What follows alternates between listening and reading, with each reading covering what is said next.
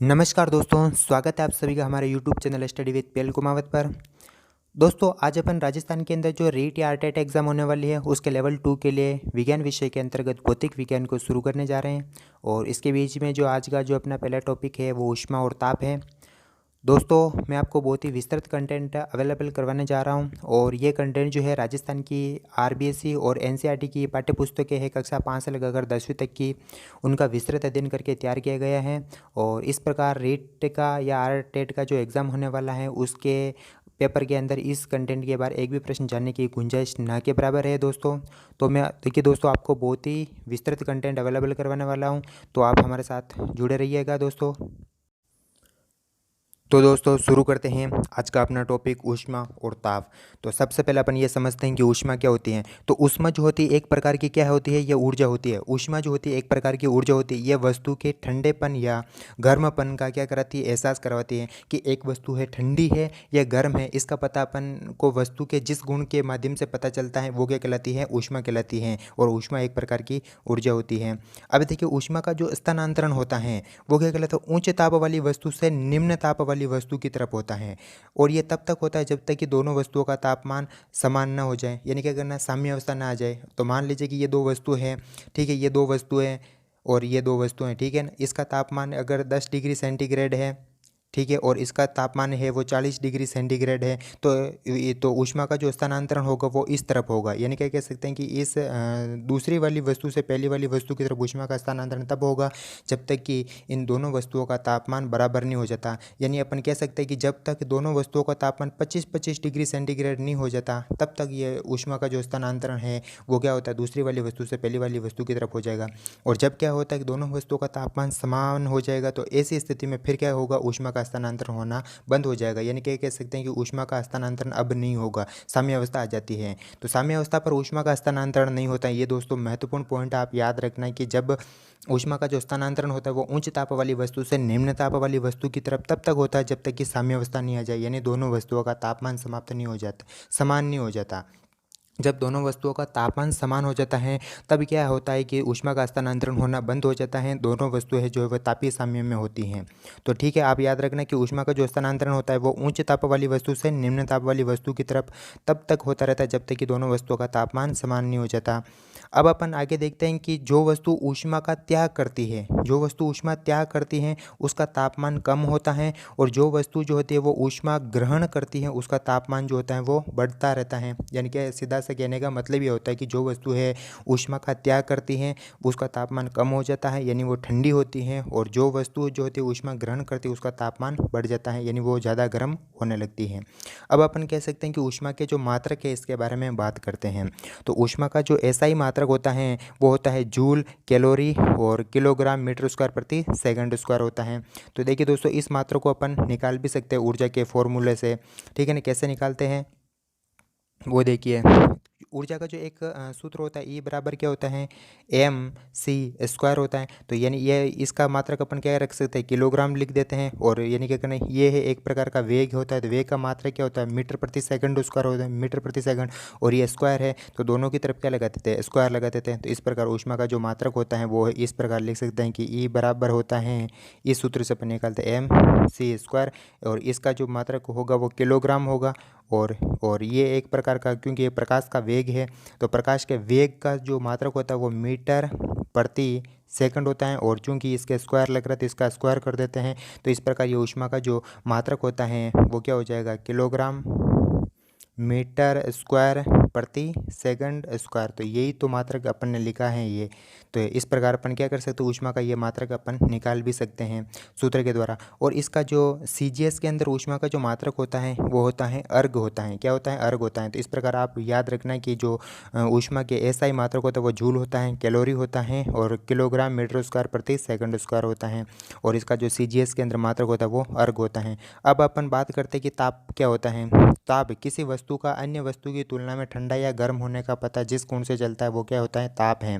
देखिए दोस्तों, ऊष्मा तो ये बताती है कि कोई वस्तु कितनी गर्म है या ठंडी है। कोई वस्तु गर्म है अन्य वस्तु की तुलना में या ठंडी है, इसका पता तो अपन को लगाती है ऊष्मा लगाती है। और जो वस्तु कोई वस्तु दूसरी वस्तु की तुलना में कितनी गर्म या कितनी ठंडी है, यानी कि 10 डिग्री सेंटीग्रेड है और दूसरी वस्तु जो है वो 40 डिग्री सेंटीग्रेड है, तो इसका पता अपन को एक एग्जैक्ट मान जो बताता है वो क्या बताता है, ताप बताता है। यानी ताप वह भौतिक राशि है जो ये बताता है कि कोई वस्तु कितनी गर्म है और कितनी ठंडी है। इसका जो पता अपन को जिस गुण के द्वारा चलता है वो क्या होता है, ताप होता है। जबकि ऊष्मा तो ये बताती है कि ये वस्तु ठंडी है और ये वस्तु गर्म है, लेकिन उसका माप जो होता है वो क्या कहलाता है, ताप कहलाता है। तो इस प्रकार ताप की परिभाषा क्या हुई कि किसी वस्तु का अन्य वस्तु की तुलना में ठंडा या गर्म होने का पता जिस गुण से चलता है वो क्या कहलाता है, ताप कहलाता है।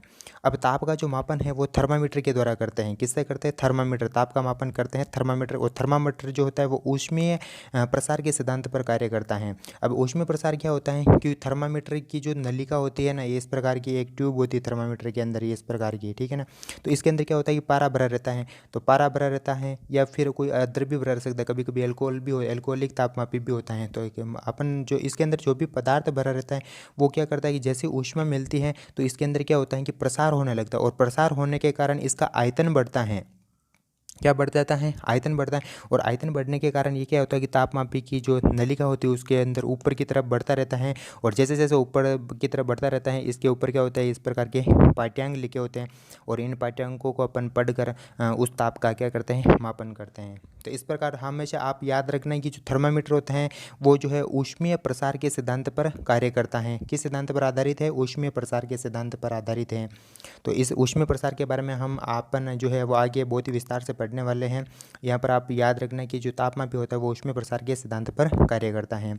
अब देखिए पारे का जो हिमांक होता है, पारे का जो हिमांक होता है, हिमांक वह ताप होता है जिस पर कोई पदार्थ जम जाती है। यानी क्या कह सकते हैं कि जैसे पानी का हिमांक जो होता है वो 0 डिग्री सेंटीग्रेड होता है।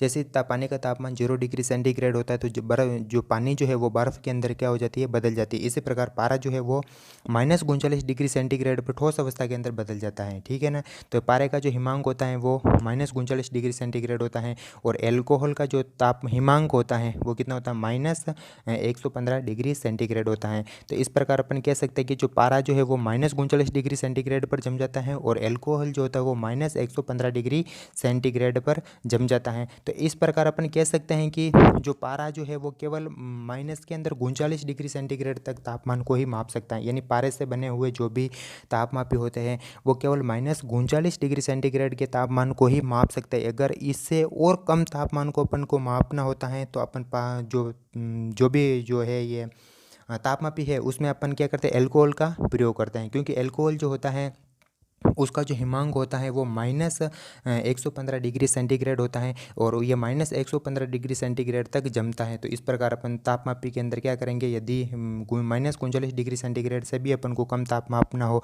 तो उसके लिए अपन एल्कोहलिक जो है तापमापी का प्रयोग करते हैं, ठीक है ना। तो अतः -39 डिग्री सेंटीग्रेड के नीचे मतलब नीचे के तापमान को मापने हेतु तापमापी में एल्कोहल का क्या किया जाता है, प्रयोग किया जाता है। अभी देखिए दोस्तों, ये महत्वपूर्ण बात है, ये सब एनसीईआरटी और आरबीसी के अंदर दे रखी है पुस्तकों के अंदर की प्रयोगशाला तापमापी जो होता है उसकी जो परास होती है वो 10 डिग्री सेंटीग्रेड से 100 डिग्री सेंटीग्रेड के बीच में होती है। याद रखना, ये पूछे जा सकते हैं, इस प्रकार के आंकड़े आते हैं, ठीक है ना। और जो डॉक्टरी तापमापी होता है कि नहीं होता, जो डॉक्टर प्रयोग करता है उसके अंदर उसका जो परास होता है वो 35 डिग्री सेंटीग्रेड से 42 डिग्री सेंटीग्रेड के बीच में होता है। और ये तापमापी के अंदर जो डॉक्टरी तापमापी होता है उसके अंदर दो प्रकार के जो है पाठ्यांक लिखे होते हैं। एक तो सेंटीग्रेड के अंदर लिखे होते हैं और एक फ़ारेनहाइट के अंदर लिखे होते हैं। सेंटीग्रेड के अंदर जो पाठ्यांक लिखे होते हैं वो 35 से 42 डिग्री सेंटीग्रेड होता है, और जो फ़ारेनहाइट के अंदर जो लिखे होते हैं वो 94 डिग्री फ़ारेनहाइट से 108 डिग्री फ़ारेनहाइट होता है। तो ये आप याद रखना, ये सब पूछे जाते हैं, ये स्टैंडर्ड आंकड़े हैं, अपने एनसीईआरटी के अंदर भी दे रखे हैं। अब कह सकते हैं कि मानव का जो सामान्य तापमान होता है शरीर का वो कितना होता है, वो अगर डिग्री सेंटीग्रेड के अंदर देखें तो 37 डिग्री सेंटीग्रेड होता है। फ़ारेनहाइट के अंदर देखें तो 98 डिग्री फ़ारेनहाइट होता है। और केल्विन के अंदर देखें तो 310 केल्विन होता है। और अगर र्यूमर के अंदर देखें तो 29 डिग्री र्यूमर होता है। तो आप याद रखना कि देखिए केल्विन के अंदर डिग्री का प्रयोग नहीं करते हैं। देखिए दोस्तों, आप ये महत्वपूर्ण बात है कि केल्विन के अंदर जो भी तापमान होता है उसके अंदर डिग्री का प्रयोग नहीं करते हैं, जबकि डिग्री सेंटीग्रेड, डिग्री फ़ारेनहाइट और डिग्री र्यूमर का प्रयोग करते हैं इनके अंदर। बाकी सब केल्विन के अंदर डिग्री का प्रयोग नहीं किया जाता है, ठीक है ना।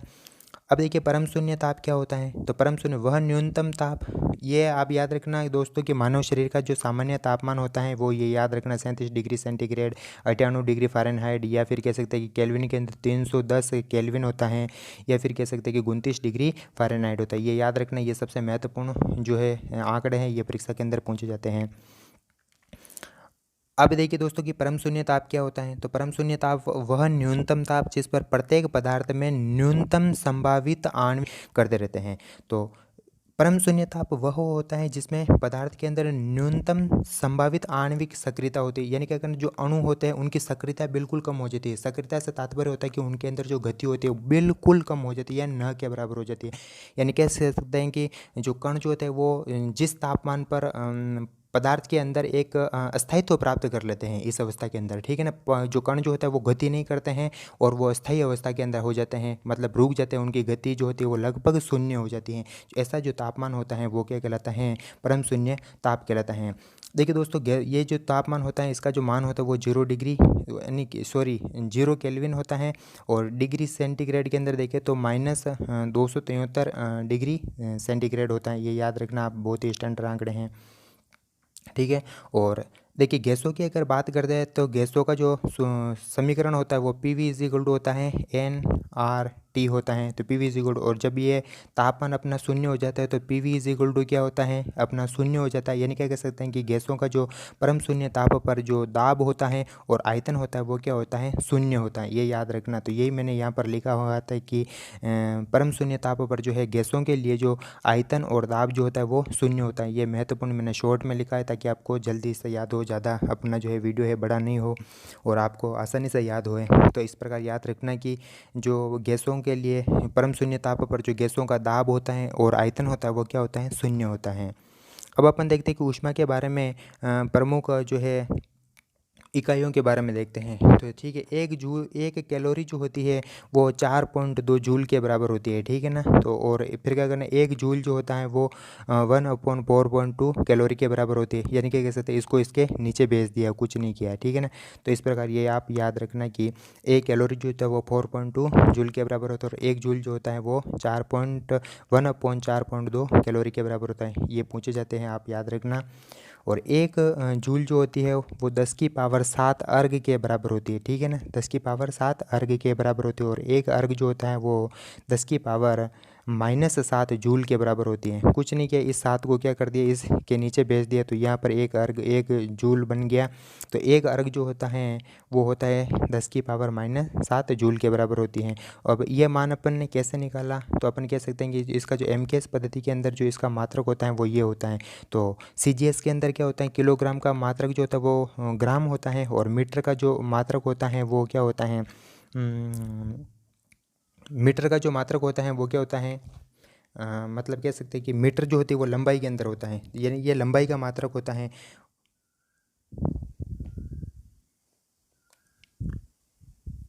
तो इस प्रकार अपन देख सकते हैं कि ये देखिए दोस्तों, ये अर्ग के अंदर कैसे निकला, 10 की पावर 7 जो है इसको अपन ने कैसे निकालते हैं, तो अपन इसके द्वारा निकालते हैं कि MKS पद्धति के अंदर जो ये ऊष्मा का जो मात्रक होता है वो किलोग्राम मीटर स्क्वायर प्रति सेकंड स्क्वायर होता है। जबकि कैसे कह सकते हैं कि जो CGS होता है कि नहीं होता है, तो CGS के अंदर किलोग्राम को अपन ग्राम में लिखते हैं, किस में लिखते हैं, ग्राम में लिखते हैं। और जो मीटर है उसको अपन सेंटीमीटर के अंदर लिखते हैं और फिर क्या करना, सेकंड है उसको सेकंड ही लिखते हैं। तो ये हो जाएंगे इस प्रकार। तो ग्राम की जगह क्या करते हैं, ये किलोग्राम है तो 1000 ग्राम हो जाएगा, ठीक है ना, 1000 ग्राम हो जाएगा। और इनटू फिर क्या करना, ये मीटर है तो 100 मीटर है, तो 100 मीटर का क्या कर देते हैं अपन, स्क्वायर कर देते हैं। तो 1 मीटर के अंदर 100 सेंटीमीटर होते हैं, तो 100 का क्या करते हैं, स्क्वायर कर देते हैं। अपन एट सेकंड तो होता है वो हमेशा सेकंड ही रहता है। तो इस प्रकार अपन इस प्रकार लिख सकते हैं कि जो किलोग्राम को अपन ने लिख दिया 10⁻3, और मीटर जो है उसको लिख दिया अपन ने सेंटीमीटर में 10⁻4, क्योंकि 100 का स्क्वायर करेंगे तो 10⁻4 हो जाएगा, ठीक है ना। तो इसका जो मान आएगा वो 10⁻7 आएगा। तो इस प्रकार ये यहाँ पर लिखा गया है कि जो 1 जूल जो होता है वो कितने अर्घ के बराबर, 10⁻7 अर्घ के बराबर होता है। और इसको अपन ने यहाँ पर सिद्ध भी कर दिया। आपको याद है, मतलब आप ये सोचते हो कि ये 10⁻7 कैसे आया, तो ये इस सूत्र से आया, ठीक है ना। यानी किलोग्राम की जगह अपन ने जो है वो ग्राम रख दिया, और मीटर की जगह अपन ने सेकंड रख दिया, जब और सेकंड की जगह सेकंड ही रख दिया। तो इसका जो अपन सॉल्यूशन करते हैं तो ये क्या आता है, 10⁻7 आता है, ठीक है ना। तो इस प्रकार अर्घ के अंदर याद रखना। देखिए दोस्तों, ऊष्मा की एक और महत्वपूर्ण यूनिट जो होती है वो ब्रिटिश थर्मल यूनिट होती है, और इसका जो मात्रक होता है ब्रिटिश थर्मल यूनिट, ठीक है। और इसका जो मान होता है वो 252 कैलोरी के बराबर होता है। किसके बराबर, ब्रिटिश थर्मल यूनिट का जो मान होता है वो किसके बराबर होता है, 252 कैलोरी के बराबर होता है। और इसको जो प्रतीक होता है वो BTU से लिखते हैं, BTU ब्रिटिश थर्मल यूनिट, ठीक है ना। इसका जो मात्रक होता है, ये किसका मात्रक होता है, ये ऊष्मा का मात्रक होता है, और उसका जो मान होता है वो 252 कैलोरी होता है, आप याद रखना, ठीक है। अभी क्या कह सकते हैं कि ऊष्मा का प्रवाह उच्च ताप वाली वस्तु से निम्न ताप वाली वस्तु की ओर तब तक होता रहता है जब तक कि दोनों वस्तुओं का तापमान समान न हो जाए, ठीक है। तो ये होता है, ये तापीय साम्यावस्था कहलाती है। यानी उच्च ताप वाली वस्तु से, मान लीजिए उच्च ताप वाली वस्तु से निम्न ताप वाली वस्तु की तरह तब तक होता रहता है जब तक कि ऊष्मीय साम्यावस्था, तापीय साम्यावस्था नहीं आ जाती है। तो ये तो अपन ने पहले भी पढ़ लिया है। और तापमान वह भौतिक राशि है, एक भौतिक राशि है जो ये बताती है कि कोई वस्तु कितनी गर्म है या ठंडी है। तो इसका पता अपन को इसी भौतिक राशि के द्वारा पता चलता है कि तापमान के द्वारा कि कोई वस्तु कितनी गर्म है और कोई वस्तु कितनी ठंडी है। इसका जो पता लगता है वो अपन को तापमान के द्वारा ही चलता है। अब देखिए दोस्तों, प्रमुख अपन क्या करना था, ताप मापी के जो प्रमुख पैमाने हैं उनके बारे में देखते हैं। देखिए तो डिग्री सेंटीग्रेड जो पैमाना होता है उस पर जो जल का जो हिमांक होता है वो 0 डिग्री सेंटीग्रेड होता है, और जो इसका क्वथनांक होता है वो जो होता है वो 100 डिग्री सेंटीग्रेड होता है। हिमांक से तात्पर्य होता है जिस पर जल जम जाता है बर्फ़ के अंदर, और क्वथनांक से तात्पर्य होता है जिस ताप पर जो पानी है वो उबलने लगता है, यानी बॉइलिंग पॉइंट या फ्रीजिंग पॉइंट, ठीक है ना। तो इस प्रकार ये प्रमुख पैमानों के जो है प्रमुख है, इस प्रकार जो ये डिग्री सेंटीग्रेड है, केल्विन है, डिग्री फ़ारेनहाइट है, डिग्री र्यूमर है, डिग्री रैंकाइन है। ये जो सारे जो पैमाने हैं इनके, ये जो सारे हैं ये तो सारे क्वथनांक के कहलाएंगे, ये हिमांक कहलाएंगे, ये जो सारे तापमान हैं, और ये जो है इनके क्वथनांक कहलाएंगे, ठीक है। आप इनको याद रखना। और इनका जो अंतर होगा, यानी क्या कह सकते हैं कि हिमांक और क्वथनांक के अंदर जितना अंतर होगा, यानी कह सकते हैं कि अपन डिग्री सेंटीग्रेड जो भी तापमापी होगा उसके अंदर जो कुल पाठ्यांक होंगे वो 100 होंगे, यानी कि उसके अंदर 100 पाठ्यांक बने होते हैं। इस प्रकार ये 100 पाठ्यांक बने होते हैं, और एक पाठ्यांक जो होगा वो 1 डिग्री सेंटीग्रेड को रिप्रेजेंट करता है।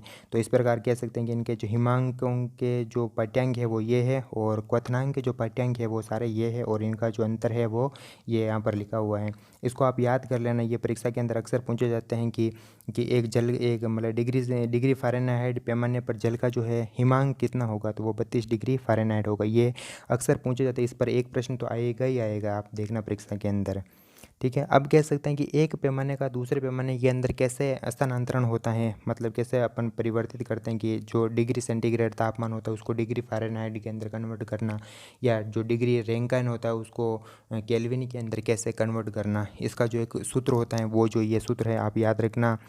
अगर इस सूत्र को जिस सूत्र से निकालते हैं वो एक सूत्र तो होता है, ये होता है। तो इसमें क्या होता है कि एक्स का मतलब होता है कि जिस पैमाने का अपन को तापमान निकालना हो वो यहाँ पर एक्स रख देते हैं, और उस पैमाने पर जल का हिमांक, और फिर कहना उस पैमाने पर जल का क्वथनांक माइनस उस पैमाने पर जल का हिमांक, ये जो राशि आती है वो नियत आती हैं।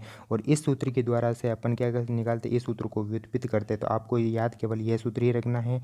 ये इसके द्वारा इस पर बहुत सारे सवाल सोल्व हो जाते हैं कि अगर डिग्री सेंटीग्रेड के अंदर अपन को कोई भी तापमान दे रखा है उसको केल्विन के अंदर बदलना हो तो इन दोनों पैमानों का यूज़ करेंगे, ठीक है ना। तो ये सारे जो ये सूत्र आप याद रखना। इसके द्वारा अपन क्या करना, तापमान को एक राशि से एक तापमान से दूसरे तापमान के अंदर बदलते हैं, ठीक है ना। तो ये सूत्र आप याद रखना।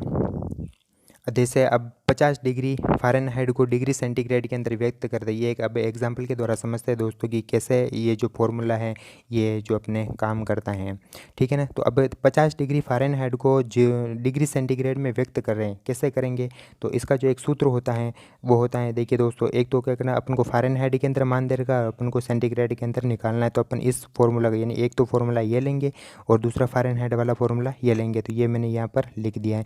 तो डिग्री वाला फॉर्मूला ये तो अपन को निकालना है, तो एज इट इज लिख दिया अपन ने। और फ़ारेनहाइट के अंदर अपन को कितना मान दे रखा, 50 दे रखा है। तो यहाँ पर ये फ़ारेनहाइट की जो वैल्यू होती है इसकी जगह अपन ने क्या लिख दी, 50 लिख दी। और जब इसको सोल्व किया तो इस प्रकार हो जाएगा, यानी 50 में से 32 गए तो कितने 18 बचे, और 18 नीचे की तरफ 9 है। तो जब अगर 9 का भाग 18 के अंदर देंगे तो क्या आ जाएगा, 2 आ जाएगा। और फिर 2 को इस 5 से गुणा करेंगे तो क्या हो जाएगा, 10। तो इस प्रकार आप सोल्व करके देख लेना। ये मैंने आपको बता दिया है कि 50 डिग्री फ़ारेनहाइट जो होगा वो सेंटीग्रेड के अंदर कितना होगा। तो अपन कहेंगे कि सेंटीग्रेड के अंदर 10 डिग्री सेंटीग्रेड होगा। यानी क्या कह सकते हैं कि 50 डिग्री फ़ारेनहाइट जो होता है वो 10 डिग्री सेंटीग्रेड के अंदर हो जाएगा। और इसका जो एक शॉर्ट ट्रिक है, आपको ये फॉर्मूला याद रखने की जो एक शॉर्ट ट्रिक है वो ये है। तो यानी CF का यानी क्या कहना, CKF आ रहा है अपॉन 55,949। यानी क्या कह सकते हैं कि C के नीचे आप 5 याद रखना, और K के नीचे 5 याद रखना, F के नीचे 9 याद रखना, और R के नीचे 4 याद रखना, और RA के नीचे 9 याद रखना। तो इसके द्वारा अपन एक ही बार में क्या कर सकते हैं, ये फॉर्मूला याद रख सकते हैं इसको। तो याद रखने की ये एक सीधी सी ट्रिक है। इस प्रकार कह सकते हैं कि CKF आ रहा है, ठीक है ना, और 55,949। तो जब ये फॉर्मूला इतनी सी डिजिट अपन याद रखेंगे तो ये पूरा फॉर्मूला अपन को याद आ जाएगा। तो इसको जो याद रखने की जो ट्रिक है वो ये याद रखना आप। अब अपन आगे चलते हैं कि कुछ एग्जांपल और लेते हैं कि किस तापमान पर डिग्री सेंटीग्रेड और डिग्री फ़ारेनहाइट जो पैमाने हैं वो समान पाठ्यांक दर्शाते हैं। तो अपन इसके लिए एक मानते कि माना कि x तापमान है कोई भी जिस पर डिग्री सेंटीग्रेड और डिग्री फ़ारेनहाइट जो है वो समान ताप दर्शाते हैं। तो अपन क्या कह सकते हैं कि जो इस फॉर्मूले के द्वारा, इस फॉर्मूले के अंदर क्या लिख देंगे कि डिग्री सेंटीग्रेड की जगह क्या लिख देंगे, x लिख देंगे। कि माना कि x तापमान ऐसा है जिस पर दोनों तापमान जो है, दोनों जो तापमान है वो समान पाठ्यांक दर्शाते हैं। तो इस x को अपन यहाँ पर भी लिख देंगे, इस x को अपन यहाँ पर भी लिख देंगे। तो यहाँ पर लिखने के बाद अपन को जो ये राशि मिलती है वो इस प्रकार मिलती है, ठीक है ना। तो माने कि x तापमान पर जो है दोनों पाठ्यांक जो वो समान पाठ्यांक दर्शाएंगे।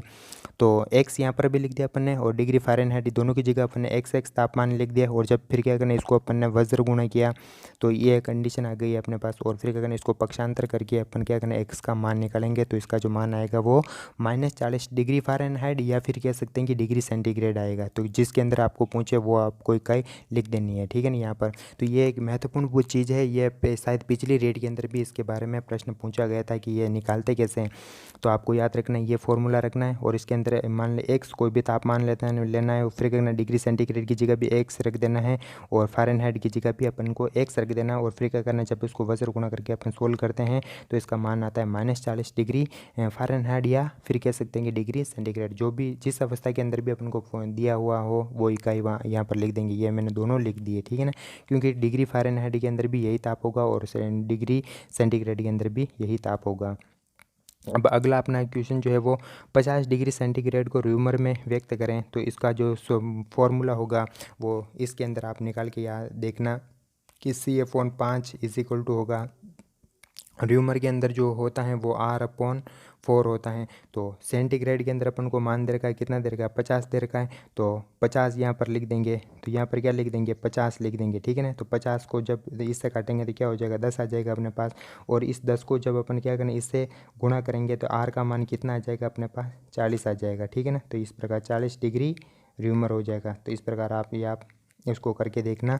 तो आशा करता हूँ दोस्तों आज अपन यहीं तक पढ़ते हैं, और मैं आशा करता हूँ कि आपको ये वीडियो बहुत अच्छा लगा होगा। अगर अच्छा लगे तो हमारे चैनल को सब्सक्राइब करना ना भूलें और बेल आइकन दबाना ना भूलें, ताकि आपको हमारे वीडियो के नोटिफिकेशन है वो आपको प्राप्त होते रहें। और दोस्तों हमारे वीडियो को अपने दोस्तों के साथ शेयर करना। थैंक यू वीडियो देखने के लिए।